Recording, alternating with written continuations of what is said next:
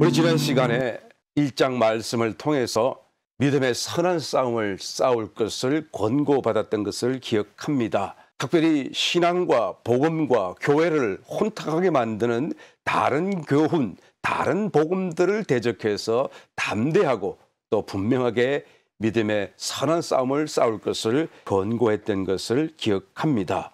이 다른 교훈이라고 하는 것은 신화 없는 이야기, 지어낸 이야기, 비정상적인 신비 체험들 등등등등을 다 끌어모아서 사람들이 종교화 시켜나가는 그 이야기죠. 신화와 끝없는 족보, 누가 정통 유대인이냐, 누가 레위인 족속이냐, 누가 또 모세와 아론의 혈통을 따라 제사장이 될 수 있는 것인가 라는 등등의 끝없는 족보에 창념하는 그런 모든 일들. 그래서 결국 율법으로 돌아가고 구약으로 돌아가고 어떤 문자적인 율법 준수가 곧 하나님의 말씀을 지키는 것이고 구원받는 길이라고 하는 이런 엉뚱한, 정말로 복음을 완전히 대적하는 엉뚱한 교훈들, 이런 사건들을 대적해서 꼭 믿음의 선한 싸움에서 승리하기를 권고받았던 것입니다. 오늘 2장 말씀에 넘어오면서 그 믿음의 선한 싸움을 싸우는 데 있어서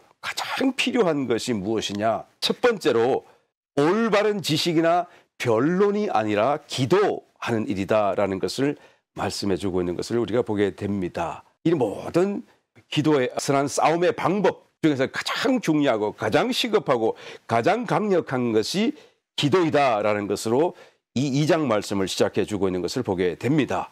만약에 영적인 지식이 올바르다고 한다면 그런 모든 올바른 영적 지식은 그리스도께로 나아가도록 도와준다라는 것이죠. 그래서 올바른 지식을 우리가 배웠다고 한다면 그러면 저절로 그 지식이 우리로 하여금 그리스도에게 나아가게 하기 때문에 결국 올바른 지식의 유익이라고 하는 것은 우리로 하여금 기도하게 하는 것인데, 설령 내가 올바른 지식이 부족하다고 할지라도 기도하게 되면 이미 올바른 지식이 이게 목적하고 있는 그 길로 가게 되는 것이다 라는 것을 지금 말씀하는 거예요.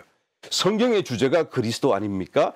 중심이 그리스도이시죠. 구약도 어린 양이신 제물로 바쳐지는 어린 양이신 그리스도를 말씀하고 있고, 신약에 와서서는 그 어린 양이 곧 십자가에 못 박이시는 그리스도시다라는 사실로 구약과 신약이 모두가 다 예수 그리스도를 집중하여 또한 말씀하고 가르치고 또한 손으로 예수님을 주목하도록 이끌고 있다라는 것을 보게 됩니다. 그러므로 어느 분은 말씀하시기를 성경을 한번 짜보라. 그러면 무엇이 나오는가? 피가 흐를 것이다. 피가 뚝뚝뚝뚝 떨어질 것이다. 무엇입니까? 어린 양의 피라는 말씀이죠. 구약에서도 신약에서도. 그러니까 모두 신구약 모두가 그리스도로 집중되어 있다는 사실을 우리가 말할 수밖에 없습니다. 그러므로 성경을 올바로 가르치고 올바로 이해한다고 한다면 그러면 저절로 그 올바른 지식 안에서 우리가 오직 그리스도를 갈망하게 되고 그리스도를 바라보게 되지 않을 수가 없다라는 것이죠. 그런데 이 올바른 지식이 우리로 하여금 그리스도를 바라보게 하고 그리스도께 나아가게 하듯이 그리스도께로 나아가는 그 방법 중에서도 제일 첫 번째가 기도하는 일이다라는 거예요. 기도하는 것이 그리스도께로 나아가는 길에 가장 직접적인 하나의 방법이 된다라는 것을 말하는 것입니다.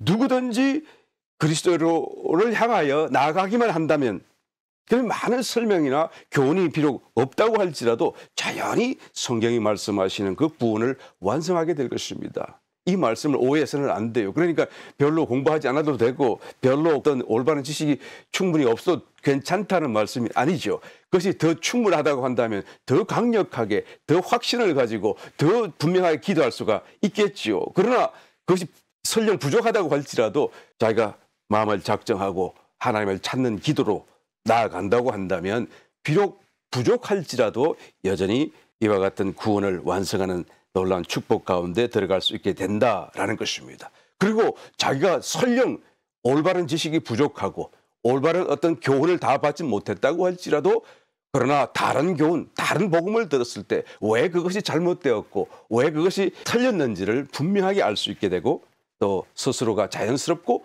또 강력하게 그 길을 반대할 수 있게 된다라는 말씀을 하는 것입니다. 2장 1절 그러므로 내가 첫째로 권하노니 모든 사람을 위하여 간구와 기도와 도고와 감사를 하되라고 말씀하죠.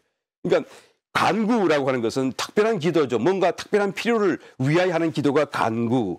기도라고 하는 것은 일반적인 기도입니다. 하나님과의 교통을 위해서, 하나님을 예배하기 위해서 드리는 그런 것을 이 기도라고 말씀하고 있고요. 그다음에 도고라고 하는 것은 탄원한다, 중보 기도한다는 말씀이에요. 다른 사람들의 필요를 위해서 자신이 기도를 하되 중재자의 위치에서 기도하는 기도라고 할 수 있겠죠. 또 감사는 무엇입니까? 하나님께 감사를 올리는 거예요. 좋은 소식, 어떤 축복 이런 거에 대해서 하나님께 감사. 이것도 기도죠. 그러니까 기도의 다양한 종류들을 쭉 나열하여 제시하고 있는 것입니다. 왜 이 여러 가지 기도의 모양을 설명하고 있는 것입니까? 모든 일에서 기도하는 것이 가장 강력한 승리의 방법이 된다라는 것을 말씀하는 것입니다. 그러니까 모든 방면에서, 모든 일에서 너희들이 정말 믿음의 선한 싸움을 싸우려고 한다면 기도해야 된다, 그 말씀을 하는 것이죠. 자기를 위해서도 기도하고 남을 위해서도 기도하고 감사할 때도 기도하고 다 기도한다, 이 말씀이에요. 제가 늘 드리는 말씀입니다만 길거리에 어떤 동냥하는 사람, 구걸하는 사람을 만났을 때 그냥 저 사람이 불쌍하다 하고 돈을 주지 말고 저 사람이 필요할 테니까 주려고 하지 말고 그 전에 먼저 마음을 한번 기도해 보시라 라는 것이죠. 그래서 정말로 내적인 어떤 주님의 감동, 어떤 인도, 그것을 내가 설령 다 못 알아봐도 괜찮아요. 여하튼 한번 먼저 기도하시라는 거예요. 그래서 하나님이 무엇을 원하시는지, 하나님이 어떻게 하시기를 원하시는지, 하나님이 이때 정말 내가 주머니에서 돈을 꺼내서 주기를 원하시는지, 또 준다고 한다면 얼마를 주기를 원하시는지, 이런 등등으로 여러분 기도하라는 얘기예요. 모든 일에 기도하라는 거예요. 하물며 성도와의 관계라고 한다면 더더욱 기도해야 되겠죠.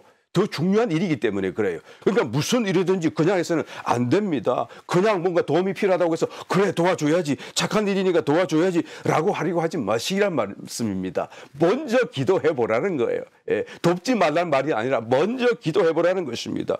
또 뭔가 위로가 필요하다고 하면 그냥 가서 아무 말 대잔치, 그래 두들겨주고 그리고 위로하는 말을 쏟아내리고 하지 말라, 그 말이에요. 무슨 말씀입니까? 먼저 기도하라는 거예요. 그럼 기도하게 되면 내가 무슨 말을 해야 할까? 말을 하더라도 말이죠. 또 어디까지 할까? 이렇게까지 계속하여 어떤 내적인 기도로서 자신의 삶과 생활을 영위해 나간다고 한다면, 그러면 바로 믿음의 선한 싸움을 반드시 승리하게 된다라는 말을 하는 것입니다. 그렇게 하는 것을 하지 말라고 하는 이유는 그렇게 하면 안 되기 때문에 그렇게 하지 말라고 하는 것이 아니라, 기도하지 않고 행하는 모든 일들은 저에게도 나에게도 영적으로 어떤 유익이 되지 않기 때문에 그런 것입니다. 그리고 나도 성숙해지지 않기 때문에 그런 것이죠. 그래서 기도하라는 겁니다. 모든 일에, 모든 누구를 방문하든지 누구를 약속을 하여 만난다고 할지라도 만나기 전에 또 잠깐 마음으로 속으로 한번 기도해 보시고, 내가 무슨 말로, 또 전화를 한다고 그래도 내가 무슨 말로 어떻게 한번 기도하라 하시는 것이죠. 거기다가 1절에서 그 모든 사람을 위하여 기도하라고 그랬는데, 이 모든 사람이 어떤 사람들까지를 포함합니까? 첫 번째로는 물론 성도들이죠. 2절로 가서 보겠습니다. 임금들과 높은 지위에 있는 모든 사람을 위하여 하라. 이는 우리가 모든 경건과 단정한 중에 고요하고 평안한 생활을 하려 함이니라. 그러니까 이 세상을 다스리는 권력자, 지도자들을 위해서도 기도하라라고 말하는 거예요. 내가 정치에 관심이 없을지라도 여하튼 세상 지도자들을 위해서 기도하라. 왜 그럼 그런 기도를 해야 되는 것입니까? 그래서 우리가 고요하고 평안한 생활을 하기 위한 거예요. 첫 번째로 우리 자신들을 위해서 기도하라는 것이죠. 알고 봤더니 그 사람들을 위해서 기도하는데, 사실은 첫 번째로 우리가 고요하고 평안한 생활을 하기 위해서. 그러면 우리가 왜 예수 믿는데 고요하고 평안한 생활이 필요한 것입니까? 그 바로 앞에 우리가 경건과 단정한 생활을 영위해 갈 수 있도록 하기 위해서 고요하고 평안한 생활이 필요하다. 그래서 세상을 다스리는 지도자들에게 지혜를 주셔서 혼란 가운데 빠지지 않게 하고, 그다음에 재난과 어려움 가운데 혼란스러움을 당하지 않도록 기도하라라고 얘기하는 것이죠. 여러분, 결론적으로 내 자신을 위해서 기도하고 신앙을 위해서 기도하고 교회를 위해서 기도하는 것인데 이 세상을 위해서 기도하는 것도요. 경건하고 단정한 생활을 영위하기 위함이다라고 말씀하셨죠. 이 경건이라고 하는 말이 무슨 뜻입니까? 경건하게 된다는 것이 무엇이죠? 유세베이아, 이것은 godliness라는 말이에요. god이 아니라 godliness. 그러니까 하나님 닮은 어떤 것들, 하나님과 유사한 것들, 비슷한 것들, 뭐 이런 의미가 바로 경건이라는 뜻이죠. 유세베이아, 하나님을 닮은 것을 의미하는 거예요. 하나님 당신 자신을 지칭하는 것이 감히 두려워서 하나님 닮은 것, 이런 말로 경건이라는 단어를 쓰죠. 거룩이라고 하는 것은 오직 하나님에만 있는 그런 하나님의 독특한 성품이시잖아요. 속성이시잖아요. 그런데 사람이 거룩해질 수는 없잖아요. 사람에게 거룩하라는 단어를 쓸 수는 없잖아요. 물론 하나님께서 내가 거룩하니 너희도 거룩하라 하는 말씀을 하셨습니다만 그 말씀은 우리 속에 들어오신 하나님이 우리를 통하여 나타나심으로 거룩하게 되는 것이지 내가 거룩한 것이 아니고 사람이 거룩하게 된다는 말씀이 아니죠. 그러니까 사람에게 거룩하게 되라 하는 이 말을 직접적으로 사용하기가 상당히 어려운 것이고 부담스러운 단어가 아닐 수 없어요. 그러니까 경건이라는 단어를 대신 사용하는 것이죠. 이 거룩이라는 말 대신에 사람들에게 거룩을 연상하면서 의미를 부여하기 위해서 경건이라는 단어를 쓰는 것입니다. 경건하게 된다. 그 말은 우리가 지금 거룩한 삶으로 나아간다. 거룩하신 하나님을 향하여 나아간다. 또 우리 속에 계신 거룩하신 하나님을 자꾸 우리 삶에 자연스럽게 흘러나오시도록 우리가 이제는 그것을 절제하고 열어드리고 선한 삶을 살아간다라는 의미라는 것이죠. 그 다음에 단정함이라는 뜻은 셈노테스라는 단어인데요. 이건 상당히 좀 해석하기가 어렵습니다. 우리가 쉽게 이 단어 잘 알 것 같다 생각할지 모르겠습니다만 사실은 좀 어려운 단어예요. 이 영적인 의미 속에서 해석하기가 좀 어렵습니다. 이 경건하다 이 말이 순수하다, 또 순결하다, 정직하다, 뭐 명예나 존경받을 만한 어떤 특징, 매력 뭐 이런 의미를 함축하고 있는 단어인데요. 이 단어 속에 gravity, 영어로 중력, 이 지구가 잡아당기는 힘 있죠? 이 중력이라는 의미도 이 속에 들어있어요. 이 단어 속에요. 이런 의미들을 다 종합해서 보게 되면 영적인 이해를 하자면 이 단정합니다 하는 그 의미는 내적인 어떤 중력과 같은 그리스도의 매력, 이끄심, 끌어당기는 그리스도의 어떤 힘, 어떤 매력을 따라가며 살아가는 삶이라고 하면 될까요? 하여튼 그런 의미예요. 여러분 뜻이 좀 전달됐으면 좋겠습니다. 경건하고 단정한 삶이다라는 말은 우리가 거룩함을 쫓아가고 그리고 또 단정함, 내 속에서 역사하시는 하나님의 어떤 매력, 이끄시는 힘, 어떤 감동을 따라 이끄심을 따라가는 어떤 삶이 단정함의 삶이다라고 말할 수 있죠. 여러분 이런 삶이, 이런 생활이 성도에게 너무 필요합니다. 왜? 우리가 이런 삶을 통해서 구원으로 나아갈 수 있기 때문에 그런 것이죠. 완전한 구원으로 나아갈 수 있기 때문에 그런 것입니다. 4절 말씀에 그래서 하나님은 모든 사람이 구원을 받으며 진리를 아는 데 이르기를 원하시느니라. 이 말씀은 물론 불신자들에게 해당될 수 있는 말이겠지만 성경은 무엇보다도 믿는 신자 성도들에게 주시는 말씀이라고 말씀을 드렸죠. 구원받은 저와 여러분에게 더욱 해당되는 말씀이에요. 모든 성도가 구원을 받으며 우리 이미 영생을 다 받았잖아요. 구원 받았잖아요. 그렇게 말할지 모르겠습니다만 그러나 영생으로 우리가 구원을 받았을지는 모르겠지만 우리의 혼이 깨어지고 열어지고 또 혼이 영으로 채워지고 우리의 육신도 부활체를 입는 완전한 영, 혼, 육의 구원을 아직도 우리가 진행 중이잖아요. 그러니까 완전한 구원이라고 하는 것은 성도의 일생을 통해서 쟁취하듯이 나아가야 될 어떤 신앙의 목표가 되는 것입니다. 그래서 구원을 이루어 가라라고 말씀하죠. 구원을 우리가 이루어 가게 되는 그 마지막 순간에 진리이신 그리스도를 우리가 확실히 보아 알게 되는, 깨달아 아는, 그래서 너희가 모든 사람이 구원을 받으며 진리를 아는 데 이르기를 원하시느니라 이렇게 말씀하고 있어요. 그래서 우리가 시간이 필요한 것입니다. 이것을 이루어 가는데 시간이 필요해요. 온전한 구원을 이루기 위해서 우리가 예수 믿고 구원받은 뒤로부터 또 시간이 필요하다 그 말씀이죠. 그 시간이 예, 여러분 막 혼돈 속에 진행된다고 한다면 우리가 어떻게 평안하게 기도할 수 있고 평안하게 이런 성숙을 이루어갈 수가 있겠어요. 그러므로 주의와 우리의 삶이 고요해야 하고 평안해질 수가 있어야 되는 것이죠. 우리가 코비드-19만 가지고도 이 감기 일종 아닙니까? 이것만 가지고도 온 세상이 어수선하고 정신을 못 차릴 정도인데 정말로 대환란 같은 고난이 다가온다고 한다면 또 개인적으로 삶에 어떤 굉장한 어려움을 당한다고 한다면 어떻게 우리가 이런 구원을 이루어가는 참으로 그런 삶을 우리가 영위해 갈 수 있겠는가. 그래서 고요하고 평안한 것이 필요하고 그래서 그런 삶의 시간 속에서 우리는 마침내 경건과 단정한 생활을 영위해 갈 수 있게 될 것이다 라는 것을 말하는 것입니다. 그래서 세상 지도자를 위해서 기도하고 나라를 위해서 기도하고 민족을 위해서 기도하라고 말씀하시는 줄 믿습니다. 여러분 성도에게 이 경건한 생활이라고 하는 것이 너무 중요합니다. 매우 필요하고 매우 중요합니다. 예수 믿고 구원받은 것도 영생 얻은 것도 중요한 사건입니다만 정말 엄청난 축복이긴 합니다만 그 이후로도 우리가 계속하여 이 경건한 삶을 살아간다는 것이 너무 중요하고 너무 필요합니다. 그래서 예수님이 이 삶을 위해서 계속하여 자신의 공생의 시간 3분의 1을 할애하면서 지속적으로 깨어있어라 준비하라 주님이 당부하신 것을 우리는 기억하는 것입니다. 이 경건한 생활 다시 사도 바울이 디모데에게 쓰는 이 편지 속에서 오늘 본문 말씀에서 자세하게 말씀하고 있는 것을 우리가 찾아볼 수 있습니다.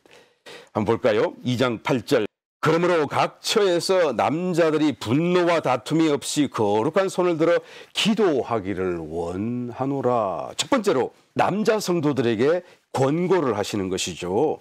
기도하라는 거예요. 기도. 각 처에서.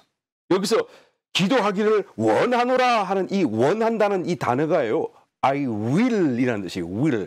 미래형 I will do this, do this. 이는 will 뜻이 아니고 I will 그 자체로 현재형 동사예요. 내가 원한다 그 말이 will. 내가 의지를 가지고 내가 그것을 꼭 그렇게 되기를 원한다라고 하는 말이에요. 이것은 I want 하는 단어보다 훨씬 강력한 단어죠. 내가 I wish 이런 단어보다 훨씬 강력한 단어예요. 그러니까 성도들 중에서 남자된 사람들은 내가 정말로 의지를 갖고 말하고 권면하고 강력하게 너희들에게 원하는데 무엇하기를 원한다고요? 기도하기를 원한다. 그런데 어떻게 기도합니까? 자기가 있는 그 자리에서 교회로 예배로 모이면 함께 기도하게 되겠지만 이제 흩어진 뒤에는 자기가 있는 집에서 직장에서 현장에서 자기들이 있는 그 각처에서 손을 들고 어떤 손? 거룩한 손을 들고 기도하기를 원하노라 라고 말하는 거예요. 그러니까 이 기도가 그냥 대충 하는 기도가 아니고 정말로 하나님을 예배하는 마음으로 드리는 기도를 말하고 있는 것을 보게 됩니다. 분노와 다툼이 없이 분노와 다툼, 변론하고 또는 성경을 가지고도 이 말이 맞고 저 말이 맞고 누구는 이렇게 말하고 누구는 저렇게 말하고 그렇게 막 변론하는 거 남자들이 잘하잖아요. 예? 그런 거 하지 말고 이 말이에요. 분노와 다툼이 없이 그 말은 변론하고 정죄하고 남을 비판하는 그런 일들 남성 성도들이 잘하는데 그런 거 하지 말고 그 말은 무슨 말이에요? 그러니까 감정이나 어떤 생각 속에 머물러 있지 말고 그 말이에요. 그래서 영으로 통제받는 상태에서 거룩한 손을 들어서 영 안에서 생각과 감정을 뛰어넘고 영 안에서 어디에 있든지 손을 들어 기도할 수 있는 그런 남자 성도들이 되어라라고 지금 말씀하는 거예요.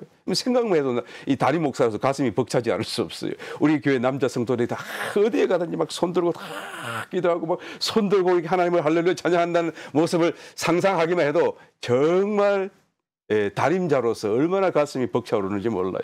꼭 그렇게 되시기를 예수님의 이름으로 축원합니다. 여러분의 기도를 통해서 교회가 엄청난 축복과 변화와 또 역사가 일어나게 될 줄 믿습니다. 이 사도 바울이 이 말을 교회에 하는 거예요. 모든 남자 성도들이 그렇게 되어야 된다. 사도행전 20장 36절 이하의 말씀에 가서 보게 되면 제3차 전도 여행을 끝으로 이제는 예루살렘으로 가는데 이제는 밀레도라고 하는 항구 도시에 이르게 되죠. 그런데 거기서 한 56km 위에 에베소가 있는데 에베소 교회 성도들을 꼭 보고 싶었지만 빨리 예루살렘을 가야 되기 때문에 갈 수가 없어서 사람을 보내가지고 그 담당하는 장로들을 다 불렀어요. 그래서 여기서 밀레도 항구 도시에서 만나가지고 이제는 정말 당부할 말을 전해주고 떠나는 거예요. 아마 마지막 시간이 되고 순간이 될지도 모른다라는 생각이 아주 절절한 말로 이제 사도 바울이 에베소 교회 장로들, 지금으로 치면 지금의 장로 그 정도가 아니고 담임 목사, 감독 뭐 이런 수준에 있는 사람들이에요. 이 성경에서 말하는 장로라고 하는 개념은 그러니까 교회 지도자들, 완전 담당자들이에요. 그래서 그런 사람들을 불러가지고 어떻게 합니까? 아주 강력하고 간절한 말로 그들에게 당부의 말, 이 마지막이 될지 모른다라고 하니까 이 말을 들은 그 사람들이 다 함께 성경을 찾아보게 되면 그냥 무릎을 그 자리에서 꿇고, 그 자리가 어딜까요? 성경은 정확하게 얘기하지 않습니다만은 그 상황상, 정황상 우리가 추측해 보게 되면 선착장 같은 곳이에요. 곧 배를 타고 떠날 때 되니까 항구의 어떤 선착장 같은 곳이죠. 거기서 뻥 뚫리는 그 자리에서 그냥 손 들고 기도하고 무릎 꿇고 기도하고 눈물 쏟아내고 기도하고 서로 안겨서 그냥 그렇게 기도할 수 있다는 것, 여러분 어디서든지 개의치 않고, 물론 남에게 피해를 줘서는 안 되겠지만 하나님을 하나님으로 인정하고 온 세상 중에 하나님이 하나님 되심을 담대히 전가할 수 있는 이런 준비, 자세, 마음, 또 기도하는, 언제든지 기도하는 그런 준비된 마음들, 여러분 정말 감동적인 모습이 아닐 수가 없어요. 이게 바로 경건한 생활 속에서 나오는 하나의 증거죠. 늘 그런 삶을 살기 때문에 어디서든지 언제든지 이런 거룩한 손을 들어서 기도할 수 있는 기도가 나오는 것입니다. 우리가 식당에 가서 기도할 때 식사 기도 얼마나 짧게 딱 하고 말치는지 모르잖아요.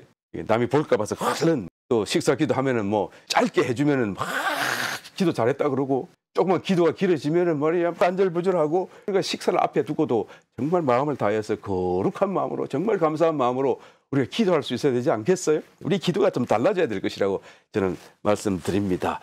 그래서 남자 성도들에게 첫 번째로 이와 같은 기도가 생활화되어지고 어디서든지 손을 들어서, 심지어는 직장이든지 손을 들어 남을 축복하고 기도하고 하나님을 경배할 수 있는 기도의 삶이 되어라 하고 권고하고 있는 것을 보게 됩니다. 그다음에 두 번째로 9절 이하의 말씀, 이제는 여자 성도들에게 권고하죠. 한번 읽어봅니다. 또 이와 같이 여자들도 아담한 옷을 입으며 염치와 정절로 자기를 단장하고 딴 머리와 검이나 진주나 값진 옷으로 하지 말고 오직 선행으로 하기를 원하라. 이것이 하나님을 공경한다는 자들에게 마땅한 것이니라. 그런데 이로 쭉 해서 7절 동안이나 이제 여자들 성도, 여자 성도들을 권고하는 말씀을 위해서 하려고 했어요. 앞에는 한 번만 딱 거룩한 손을 들어서 기도하라고 남자 성도들에게는 권고했는데, 여자 성도들에게는 그냥 계속해서 7절 동안 계속해서 말씀하고 있어요.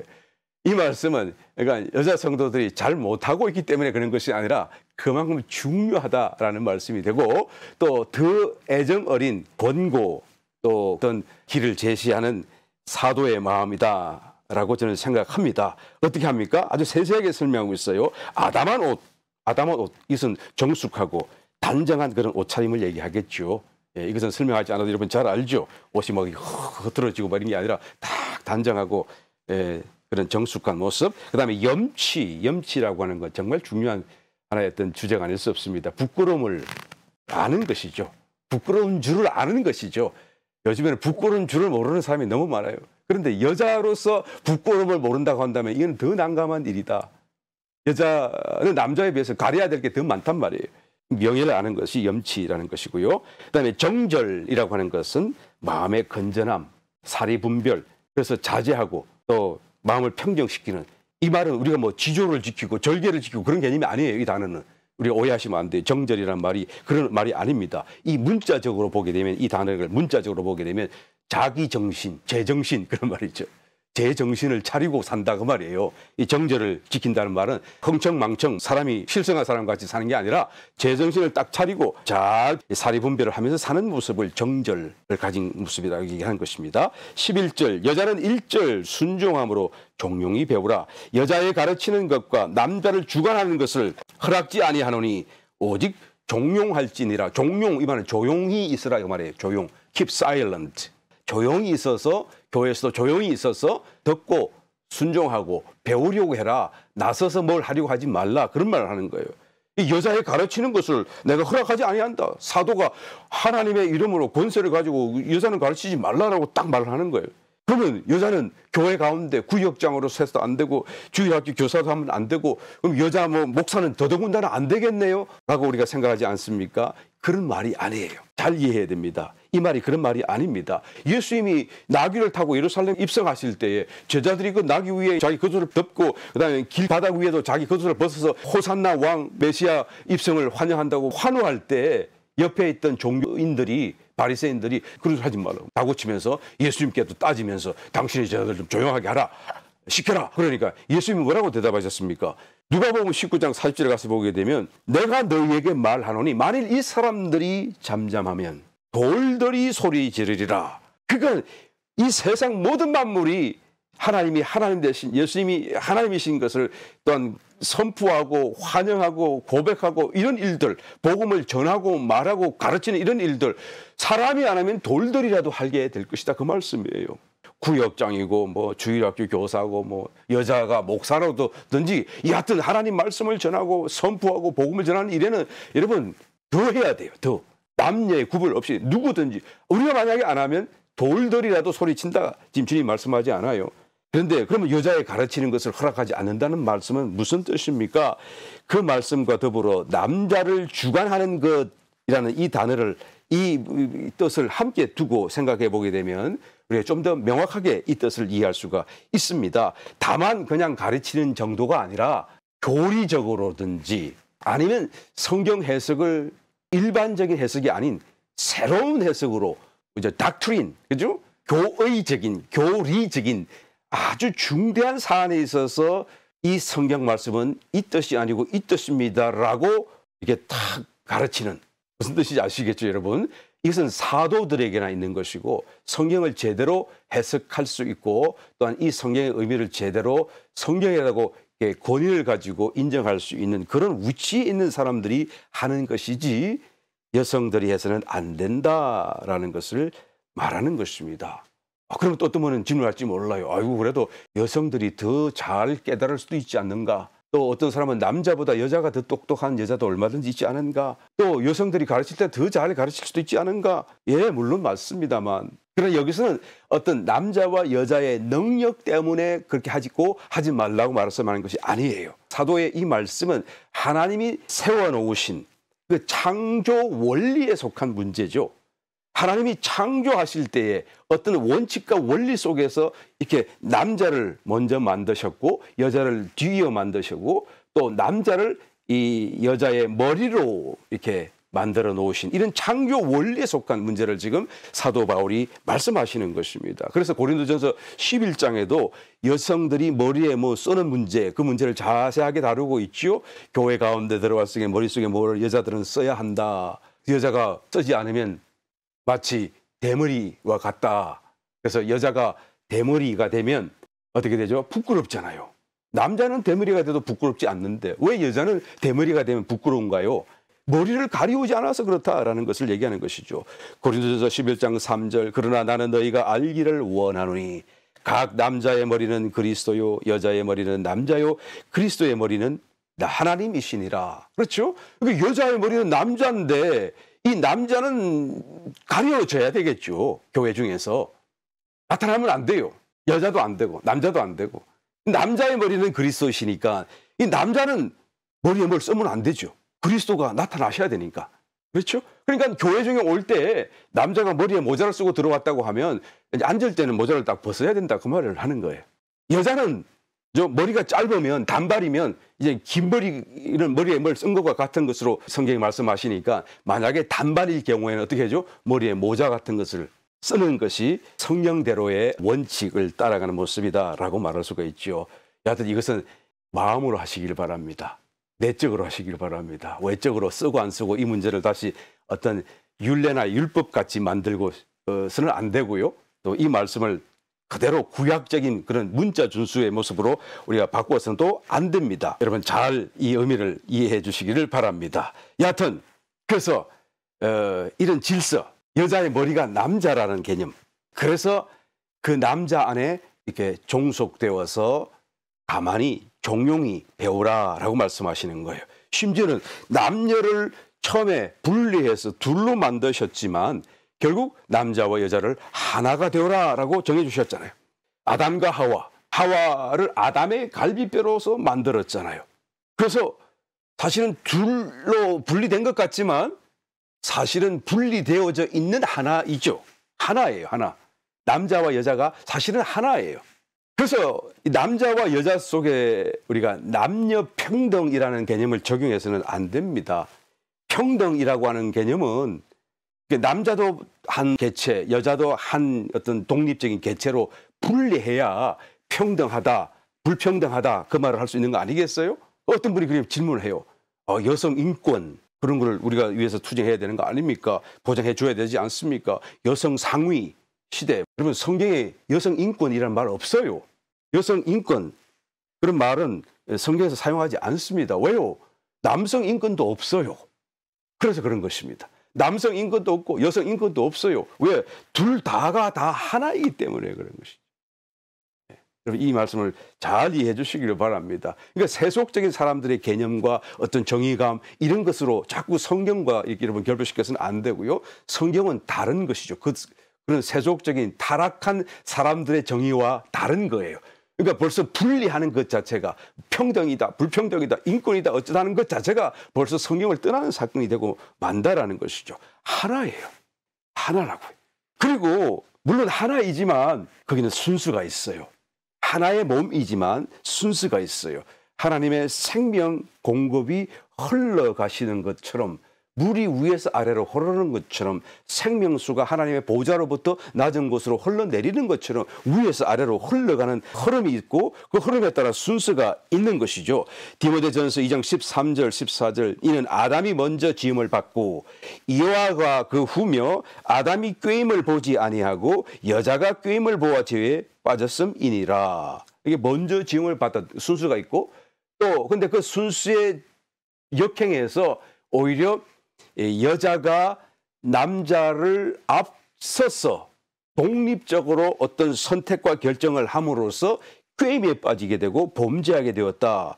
여자가 남자의 아래에 종속되어 있는 그 지위와 위치를 벗어나서 스스로 독립적으로 행동함으로써 불완전하게 된 것이고 그래서 그 불완전함 속에서 사단의 유혹에 넘어가게 되었다는 사실을 이것이 범죄가 되었다는 사실을 지적하는 것입니다. 이것은 남녀의 어떤 능력이 더 누가 뛰어나고 누가 더 판단력과 누가 더 잘하는가 그걸 얘기하는 게 아닙니다. 평등이나 불평등의 그런 개념이 아니다라는 것을 다시 말씀을 드립니다. 이것은 온전함의 문제. 본래 하나였는데 그래서 하나로 살아가면 사단의 유혹 앞에서도 넘어지지 않을 수가 있는데 분리되어서 불완전한 상태에 있다 보니까 이제는 이런 범죄에 빠지게 되었다라는 것을 지금 지적하는 것입니다. 그리고 성경에서 본래 남녀의 관계를 진정한 남자이신 그리스도, 그다음에 여성인, 여자인 성도, 교회의 관계로 말씀하고 있는 것을 우리 잘 찾아볼 수 있지 않습니까? 에베소서 5장 31절 이러므로 사람이 부모를 떠나 그 아내와 합하여 그 둘이 한 육체가 될지니 이 비밀이 크도다 내가 그리스도와 교회에 대하여 말하노라. 그러니까 남편과 아내에 대한 이야기를 계속 한 뒤에 결론적으로 이 이야기는 남편과 아내에 대한 이야기를 한 것이 아니라 교회, 그리스도, 남편이신 그리스도 또 아내인 교회에 관하여 하는 말씀이다. 사실은 그렇다고 해서 아예 남편과 아내는 이거 상관없이 별개적으로 행동하고 살아라 그 말은 아니겠습니다만 그러나 이 말을 하시는 중심적인 의도, 뜻은 남편이신 그리스도와 또 아내인 교회에 대한 것이다 라는 말씀을 하는 거예요. 그러니까 교회가 그리스도와 분리되는 것을 여러분 상상할 수 있나요? 남자와 여자의 관계도 이러하다. 하나의 한 피조물, 사람이라고 하는 하나의 피조물이죠. 남녀가 둘같이 보이지만 하나의 피조물이다라는 것을 지금 말씀하는 것입니다. 15절 그러나 여자들이 만일 정절로서 믿음과 사랑과 거룩함에 거하면 그 해산함으로 구원을 얻으리라. 정절로서 아까 무슨 말씀이라고 그랬죠? 제정신, 자기 정신으로 올바른 자기 정신으로 잘 사리분별해가면서 믿음과 사랑과 거룩함에 거하면 곧 경건 생활을 하면 그 말이에요. 성도로서 경건한 생활을 해가게 되면 그 해산함으로 여성은 해산, 아이를 출산함으로써 구원을 얻으리라 라고 말하는 거예요. 이 말씀이 얼른 이해가 안 되죠, 여러분. 해산, 출산이라고 하는 것은 사실 고통 아니겠습니까? 어떤 면에서는 가장 큰 고통이라고도 할 수가 있는데요. 이 고통이 역설적이게도 타락한 사람을 또 범죄할 사람을 범죄 가능성에 놓인 사람을 그 범죄하는 일로부터 제한을 시키고 보호를 한다는 거예요. 호세아의 아내 고멜이라고 하는 사람은 여러분 잘 아시죠? 호세아는 하나님의 선지자였습니다만 고멜은 아주 자유부인이었잖아요. 네, 어떤 사람은 창녀였다라고도 얘기하는데요. 하여튼 그런 사람이었었어요. 그런데 그 사람을 아내로 삼았잖아요. 그런데 아이를 셋이나 낳고도 결국에는 그냥 배신하고 떠나고 범죄의 길로 나서는 것을 보게 되잖아요. 아이를 셋이나 낳고도요. 그냥 살만하기도 할 텐데. 그러나 중요한 것은 여러분, 아이를 셋을 놓을 동안만큼이라도 이 고멜은 호세아를 떠나지 않았다. 범죄의 길로 나서지 않았다라는 사실을 우리는 기억해야 되는 것이죠. 이 해산한다는 것이 제한을 시키고 특별히 여성에게 있어서 어떤 범죄 가능성을 보호한다라는 또 다른 하나님의 은혜다라고 우리가 볼 수밖에 없습니다. 창세기 3장 16절 처음 하나님께서 이제는 선악과를 따먹고 범죄한 여자에게 하나님께서 이런 말씀을 하셨죠. 또 여자에게 이르시되 내가 내게 이 잉태하는 고통을 크게 더하리니 내가 수고하고 자식을 낳을 것이며 너는 남편을 사모하고 남편은 너를 다스릴 것이니라.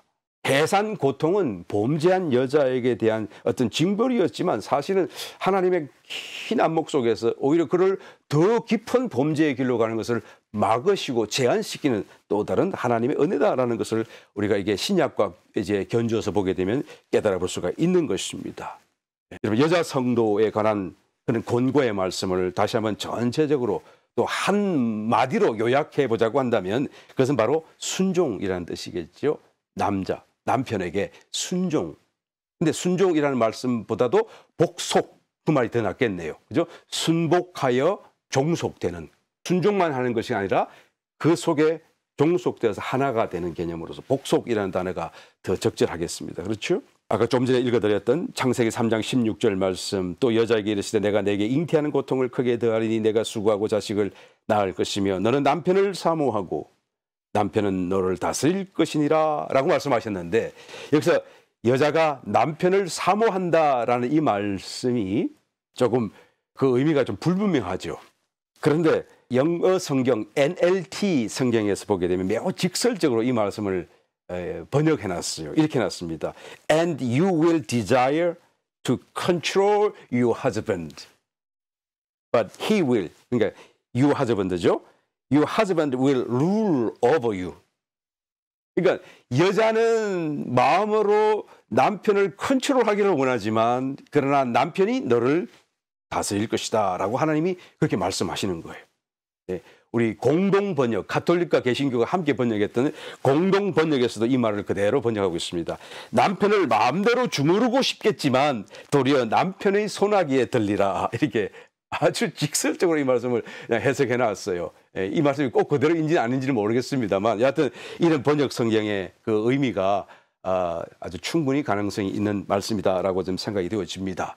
그런데 이 말씀이 쉽게 이렇게 아멘이 되어지나요, 여러분? 요즘 같은 세상에 요즘 공처가 아니라 경처가 아내의 목소리만 들어도 경기가 되는 경처가의 시대를 사는데 이 말이 쉽게 여러분 이거 아멘 됩니까? 그런데 왜 아멘이 안 되죠? 하나님 말씀이잖아요. 그런데 왜 이것이 아멘이 안 되죠? 말씀이 쉽게 하나님의 말씀일지라도 내 마음에 수용이 안 되는 이유는 내가 지금 아직도 죄성에서 온전하게 벗어나지 않았기 때문에 그런 거예요. 내 마음이 아직도 순수하고 아주 정상적인 죄 범죄하기 이전에 그런 본래적인 상태가 아직 되지 못했기 때문에 그런 겁니다. 사실은 여러분 이 선고를 받았던 하와는 당시에 어떤 면에서는 하나님 왜 나한테만 이렇게 힘들게 하는 것입니까? 이렇게 나만 잘못했나요? 라고 말할 수도 있었지 않겠어요? 그런데 하와는 절대 그러지 않았을 거라고 저는 믿어요. 아멘, 아멘, 100번 아멘. 왜요? 자기의 마음속에 이게 너무 정당한 하나의 판결이다라는 것을 알기 때문에요. 아마 스스로도 크게 놀라고 이 일이 이렇게까지 범죄한다는 것이 이렇게 놀라운 것이고 자기가 자기의 그 어떤 위치를 벗어나서 남편을 앞질러서 자기가 어떤 독단적인 선택을 통하고 어떤 범죄를 하게 된다는 이 사실 자체가 얼마나 큰 심각한 중대 사안인가라는 것을 깨닫고 자신도 스스로 크게 놀라고 아마 크게 후회했을 것입니다. 예. 여러분, 남편에게 순복한다는 개념이 굴종한다는 그런 개념이 아니라 하나가 된다는 개념이에요. 예. 남편의 말을 듣는다는 것이 여러분 그냥 저 사람의 말을 따라간다는 개념이 아니라 이 영적인 의미 속에서 진정한 남편이신 그리스도를 듣는다. 이 말을 지금 성경 속에서 하는 겁니다. 기도한다 그 말을 지금 이렇게 말씀하고 있는 것이죠. 결국 이 여자에 대한 권고의 말씀을 다 요약해 보게 되면, 그죠? 여러 가지 말씀을 주셨습니다만은 그 말씀이 전부가 다 남편에게 순복하라. 다시 말하면 영적인 의미 속에서 진정한 남편이신 그리스도를 들으라, 기도하라 그런 말씀이잖아요. 그러니까 남자 성도에게 너희가 각처에서 거룩한 손을 들어 기도하라는 그 말씀과 여성에게 준 그 말씀이 사실은 똑같이 기도하라 그 말씀이에요. 다만 여성에게 더 말씀이 추가되온 점이 있다고 한다면 그것은 너의 위치를 벗어나서 스스로 독립적인 어떤 위치에서 남자를 주관하려 하지 말고 남자 안에 들어가서 하나 되어서 온전한 상태로 머물러 순종하고 기도하라라는 그런 말씀으로 지금 말씀하시는 것이죠. 여러분, 남자는 원수가 아닙니다. 그렇죠? 남편은 여러분 우리의 적이 아니에요. 우리의 적이 한 말이 좀 이상하네요. 하여튼 적이 아닙니다. 자기 자신이죠.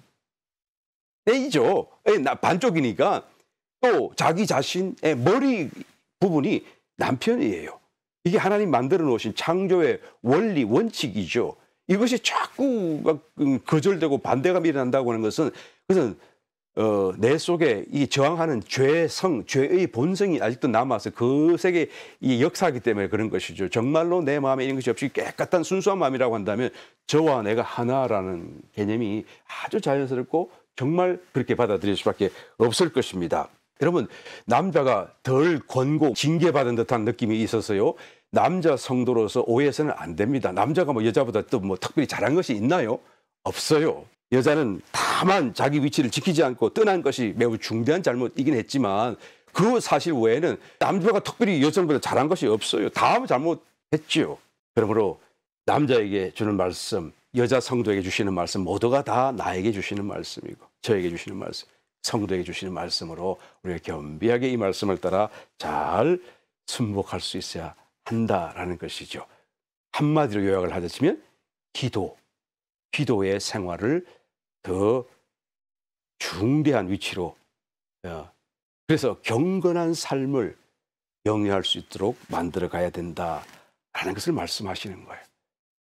믿음의 선한 싸움을 싸우되 가장 첫 번째가 기도의 생활인데 그 기도의 생활이 어디서든지 무슨 일에든지 언제든지 항상 기도하는 마음으로 경건한 생활을 영위해 나갈 때 원수를 이기고 또 마침내 하나님의 놀라운 영광 또 나라가 우리 가운데 교회 가운데 나타나게 될 것임을 말씀하고 있는 것입니다. 바라긴 저와 여러분 다시 한 번 더 사도 바울이 아들과 같은 젊은 목회자인 디모데에게 아주 중심에 있는 그런 간절한 마음으로 권고하는 이 말씀이 이제는 저와 여러분에게 우리가 디모데가 되어서 듣는 또 정말 이 말씀을 나에게 주신 하나님의 말씀으로 받을 수 있는 저와 여러분 축복자가 되시기를 예수님 이름으로 축원합니다.